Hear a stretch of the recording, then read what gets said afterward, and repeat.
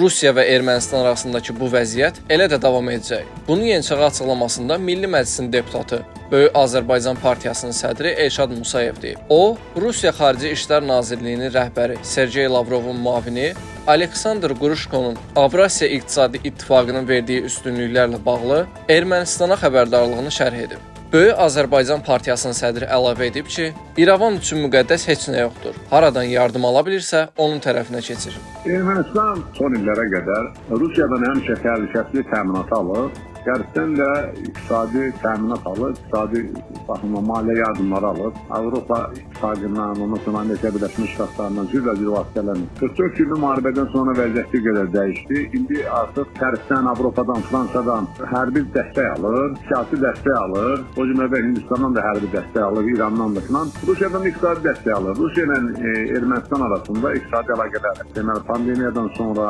fərqli idi. Pandemiya dövründə elə bir nəzərə çatmırdı. Üstünlük falan. Amma Rusiya-Ukrayna müharibəsindən sonra ticarət dövləti, iqtisadi münasibətlər hərdən artıq, həm də Türkiyə ilə yüksək səviyyədə artmağa başladı. Ermənistan da belədir ki, Ermənistan üçün müqəddəs heç nə yoxdur. Hansı ölkədən, hansı qüvvədən yardım alma imkanı varsa da istənilən vaxt referensiyalar o tərəfə keçir. Əvvəl bunlar Rusiyanın forpostuydu. İndi onlar üçün fərqi yoxdur. Fransanın forpostu ola bilər, Avropa İttifaqına daxil olan ölkələrin kimi. Ona görə Rusiyada belədir ki, Rusiya öz siyasi dairəsində saxlamaq üçün bölgəni, o cümlədən də Ermənistanı. Ona görə Ermənistana qarşı hələlik başda Ukrayna qarşılığı üçün sərt tədbir görmür. İkinci tərəfdən də Rusiyanın hərbi bazası Ermənistanda durur, iqtisadi əlaqələr yüksək səviyyədədir. Amma eyni zamanda Rusiya həm də xəbərdarlıq eləməkdən çəkinmir. Yəni Ermənistana işarə verir ki, istənilən vaxt sən qulağını burarıq. Əgər Rusiya Ukrayna bataqlığından çıxsa, deməli vəziyyət biraz fərqli olacaq. Yox, Rusiya Ukrayna bataqlığında qalsa, Avropanın Ermənistana kömək eləmək imkanları artıq olsa, Ermənistan onda əks mövqedə duracaq. Yəni onu konkret bir mənalı surətdə Ermənistanın maraqları baxımından yanaşacağını demək var. Rusiyanın təsirində olan Ermənistanda çox böyük siyasi qüvvələr var.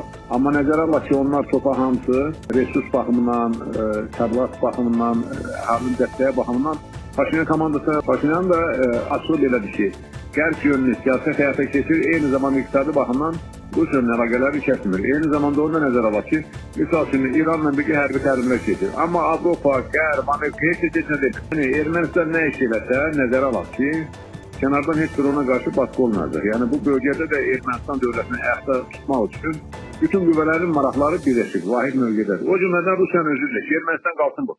Ermənistan qalsın, yəni bu Türk arealının içərisində xəncər kimi Ermənistan qalsın burada. Ona görə o görürüz bizim ərazilərimiz hələ də işğal olsa Ermənistan saxlayır. Nə Rusiya etiraz eləmir, nə Avropa etiraz eləmir, nə İran, nə Amerika etiraz eləmir. Ona görə belə yanaşmaq lazım. Ermənistanla Rusiya arasındakı münasibətlər təbii ki, belə də davam edəcək. Yəni heç kəs fikirləşməsin ki, Ermənistan cəhd elədir, bunu da Avropa İttifaqına qəbul edir, yox. Əgər Rusiya istəməsə, Ermənistan Avropa İttifaqına qəbul olunma məsələsi bu, deməli, suya düşər. Rusiya da bunu istəmir. Nə də Ermənistan Avropa Birliyinə heç kəsinə qəbul edir, nə də qəbul edilmə perspektivi yox. Ermənistanın gələcəyi planı Azərbaycanın Türkiyə ilə. Əgər Azərbaycanla Türkiyə ilə normal münasibət qursa, Ermənistan dövlət fəaliyyət göstərə bilər. Yox, əgər münasibətləri gərginləşdir. Ermənistan gələcəkdə bir yalvaracaq bizə ki, Azərbaycan tərkibə bir miqdar vilayət kimi qalaq. Yəni vəziyyət bax buna gedir.